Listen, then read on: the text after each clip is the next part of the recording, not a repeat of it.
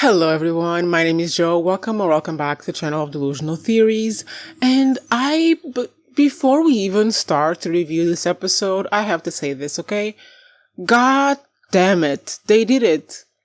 They created a good episode. Like when I was watching the montage at the end with the music and Voight struggling with his own identity in prison after seeing that one victim being killed by the goddamn bombs and spiders inside of him. We will get to it. When we see Garcia breaking down, playing with his background music, god damn it, I felt it in my goddamn gut.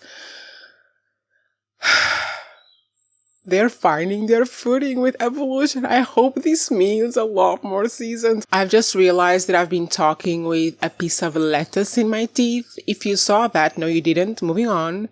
If this is going to be like their vibe for the rest of the seasons of Evolution, I will watch so many of them, because this episode reminded me of the one episode where they have Emily singing and then they have that very cool like intro logo thingy with Emily singing in the background. Like, I like that, and I like this one.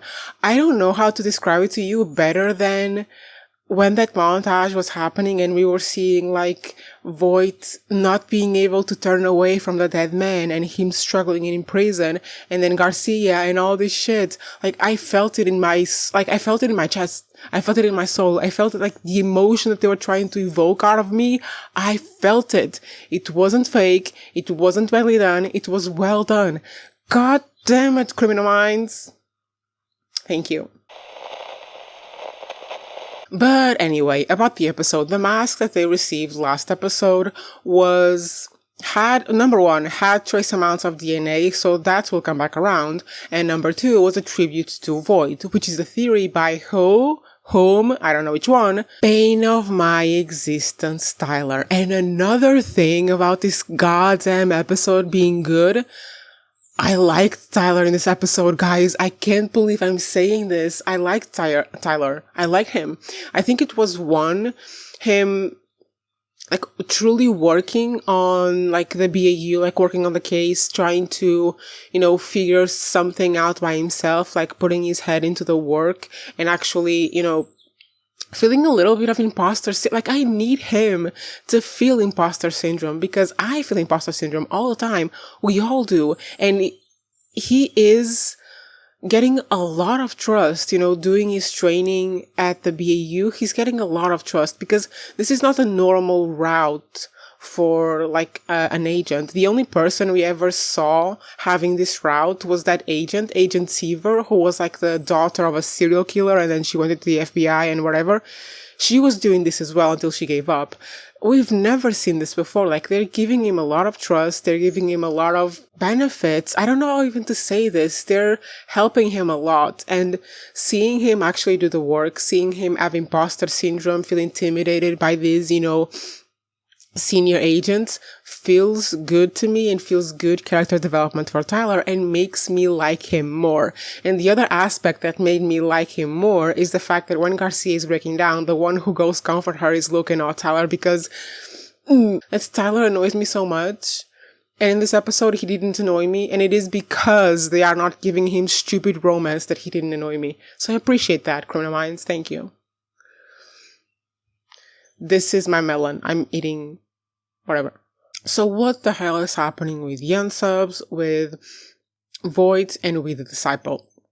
Well, what we find out in this episode, which is kind of, following the information from the last episode, is that these unsubs are not operating individually, and they're not operating just one at a time. They are not just a network, they're turning into a gang, into an organized group. And the person who is leading them is this goddamn Disciple. And for a moment there, I thought this was going to be not Voight's disciple, but Cyrus's disciple, but no. This is a wannabe of Voight, who Voight didn't really train to be his like second in command. He didn't train a disciple, not that he can remember, but this guy is potentially, incredibly smart, because they even say he has to be as smart as Garcia and as good as Garcia on the computers. And on the computers. And remember last season when Garcia intimidated Voight just by the idea that she is like the Black Queen and she can beat him, digitally. This unsub is as good as Garcia. This disciple is as good as Garcia, which means he's better even than Voit. So he's organizing his network. And I said this before, that one of my theories was that he maybe wasn't necessarily following Voigt's orders, but was taking over the network when he noticed that Voigt was MIA, potentially collaborating with the FBI and so on. And this seems to be what is happening. This unsub, this disciple, has taken over Voigt's network. Anyway, this disciple has taken over Voigt's... I'm so sorry, guys. I'm smiling because I just, blurted out the biggest goddamn burp, and I will not include it in the video, but it's so funny. Anyway, this guy took over Voigt's network and he is now operating it as a gang organized group. And they, at the end, because the BAU was losing the majority of this episode, which I also enjoyed, because this is what I said I wanted in my last reviews of the show. I wanted to see the BAU struggle, the BAU lose, because this would be a good excuse to bring back Reid or someone from the whole team. But Reid or Elle. But we see them struggling right up until the end when they find where this organized network gang of serial killers is at. And it's like a truck where they have 7 people hostage in the back.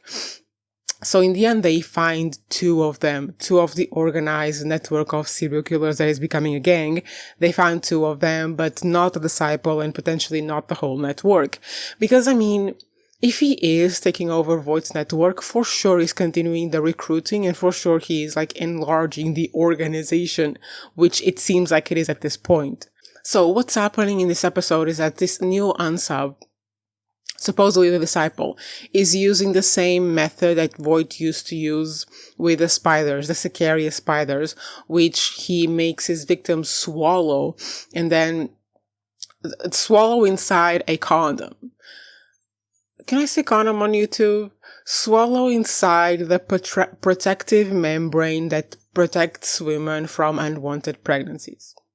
And they swallow the spiders. Eventually, the stomach juices start dissolving the protective barrier that protects women from unwanted pregnancies. And the spiders literally eat the person from inside out. So they find a person with this method and they're thinking, okay, Voigt, who did you teach this to?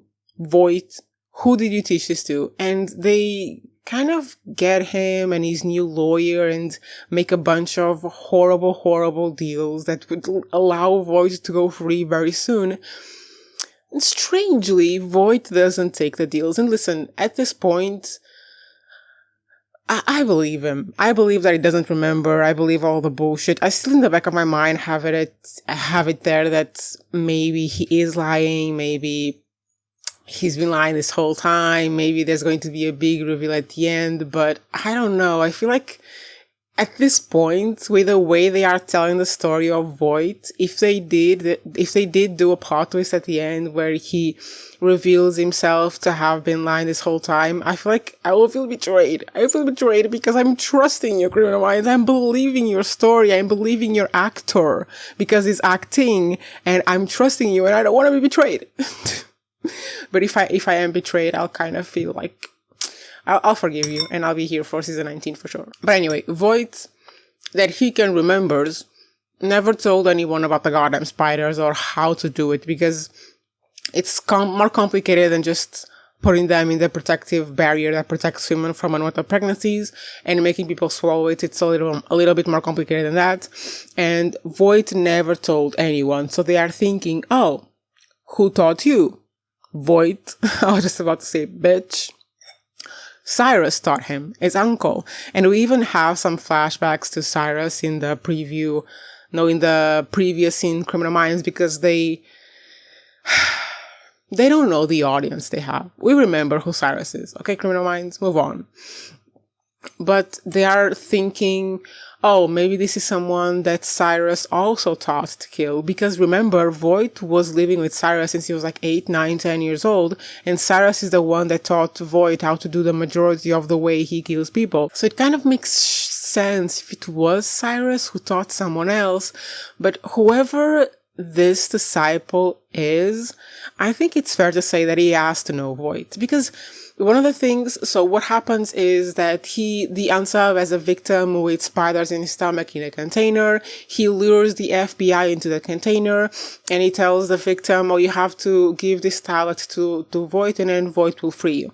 And the tablet has a deep fake, like it's a connection with a video call with the unsub, with the disciple, with a deep fake on his face. So instead of seeing the face of the disciple, voit is seeing his uncle. And at some point, while he's talking in the video chat with the disciple with the face of his uncle, he starts to hallucinate his uncle. By the way, was great. That was great. I enjoy hallucinations, apparently.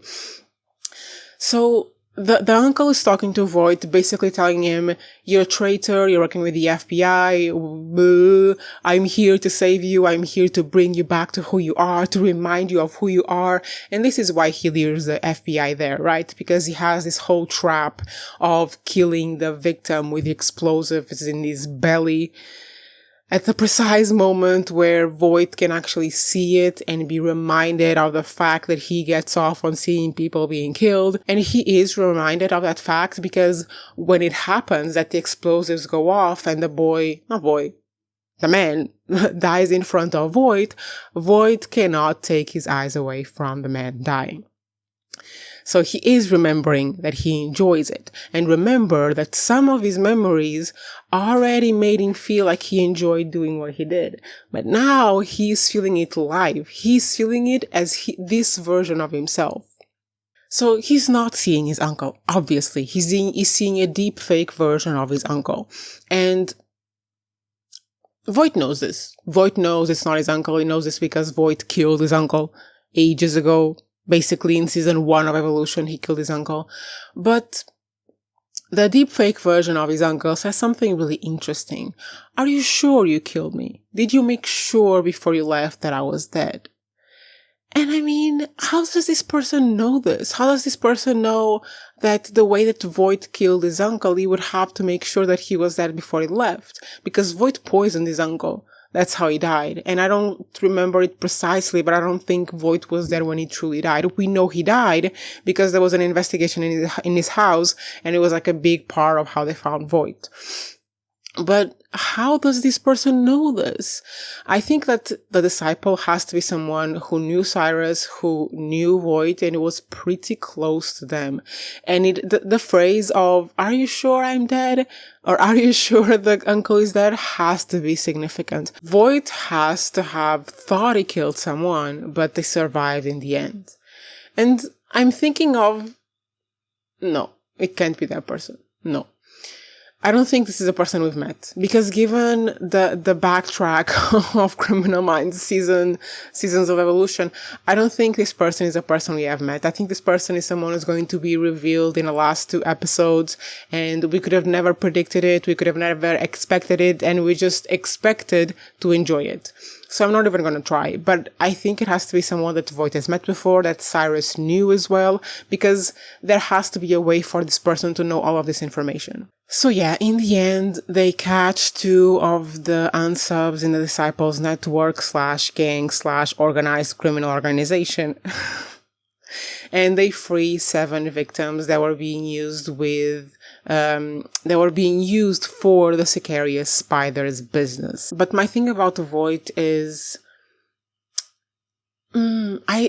I want to believe it, and I feel like I do believe it to a certain extent, but then there are scenes, like the scene between Garcia and voit in this episode, where it just feels like he's making fun of them. There are so many scenes where it just feels like they are making fun of, like he's making fun of them.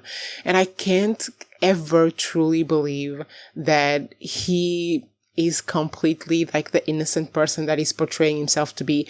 There's another thing in this episode that kind of gives it away a little bit, which is when they're trying to make yet another deal with voit to get him to help, figure out this disciple thing, because voit has to go to the place where the victim is to get the tablet and receive the message from the disciple, and he has to collaborate for this to work, basically. But his lawyer, because he hires a new lawyer, a lawyer that from what we understand, does not have a very successful reputation, kinda. And he hires a new lawyer, and this lawyer is like bargaining to get a good deal for him. And by the way, the DOJ is already offering him a good ass deal. General population for 3 years and he's out. Voit is a serial killer, like the most prolific serial killer on history, and they are willing to give him 3 years in prison. But his lawyer is like, no, because he was in general population and he got stabbed. We want him to be transferred to residential care. I think he meant like, one of those halfway homes where you're being reintroduced into society and you have to go there for a while to be retrained to be in society. I think that's what he meant. And Voit forgoes it. Both things, both the general population and the residential thing.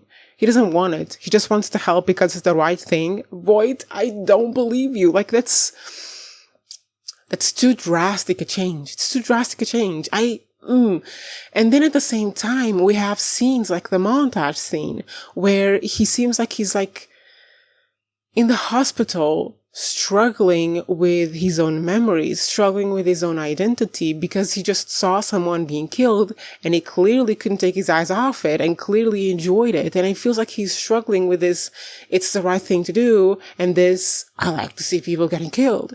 And I don't know if this is just inconsistent writing, which I don't think it is, because when it comes to Voight's character, they have been so good in writing him. Like, I know I complain a lot about a lot of things on Criminal Minds and the way that they sometimes film stuff and that they structure stories and whatever, but Voight has been such a good character. He's been written so consistently. Like, even when he was in prison in last season, he was still smarter than all of them for the majority of the time. So I can't believe that they would be so inconsistent in writing him now. I feel like it's deliberate. It's meant to be confusing. We are meant to kind of believe but not believe, because there's going to be some plot twist at the end. I mean, there has to be. There's a season 19. I just hope they land it. And if they are going to do the rest of the season like they did this episode, I feel like they're going to land it. And I cannot wait.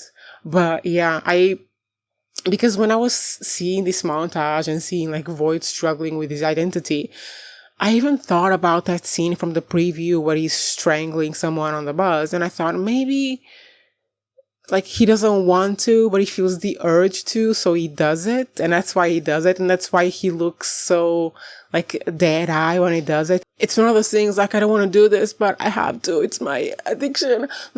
I will never forgive them for this. And I feel like Voight is trying to manipulate them with this by telling them, because this came from Voight. It didn't come from the team. It came from Voight. By telling them killing is my addiction. I can't stop. But yeah, it was a great episode, and just like I had predicted, well, kinda, okay? There was the cliffhanger at the end where Tara and Rebecca and the new baby boy were attacked. The new baby boy was killed. Tara is not doing well, and Rebecca's gonna have to rescue her. So this is how Tara goes through it. This is how Tara gets in the hospital. Next episode, for sure, we're gonna have the scenes in the hospital. She's not going to be doing well. Potentially, she will be targeted again in the hospital. And I mean, this is something that Voight never did. Like, Voight didn't want a confrontation with the FBI. The only time he went to meet the FBI was when he went to meet Rossi, because he was trying to prove that he was innocent. Like, he gave them his phone, his computer, and all that stuff. But now this disciple guy is not only trying to manipulate the FBI to play the good boy so he won't be caught, he's clearly attacking them, trying to hurt them. And if he attacked Tara once, he's gonna try it again. And I don't know what his goal is. For now, the only thing that we know he wants is to bring Voight back, like to bring back the bad guy, the villain, most prolific serial killer on record, to bring back that guy. But I don't know what this will achieve for. I don't know what this will achieve for him, because now he's going to be on the radar. Like, he attacked a federal agent and potentially killed another one. So he's there. It's going to be a manhunt. It's going to be manhunt. So yeah, I really hope, you guys, I really hope that with Tara in the hospital and the team down one member, this is when Reid comes back. I really hope that. But anyway, that was Criminal Minds Evolution Season 18, Episode 7. 3 more episodes to go, and I have hopes that this is going to be like a good ending of the season and not Frank Church like last season.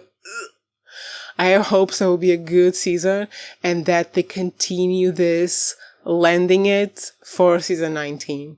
Like, if they end the season as well as they ended this episode, I'm going to be so pumped for season 19. And I mean, they've been shooting things so fast, because the last season was in the fall and now we get another season in the summer. Are we getting another one in the fall? Is season 19 coming in the fall? I would be so happy. But anyway, that's all I have for you today, guys. Leave me your comments. Leave me your opinions and your predictions in the comments. Give me a like if you enjoy the video, and subscribe to the channel. Join my membership, join my Patreon if you want to support me. And I will be back here today, guys. Today. For what? Just you wait.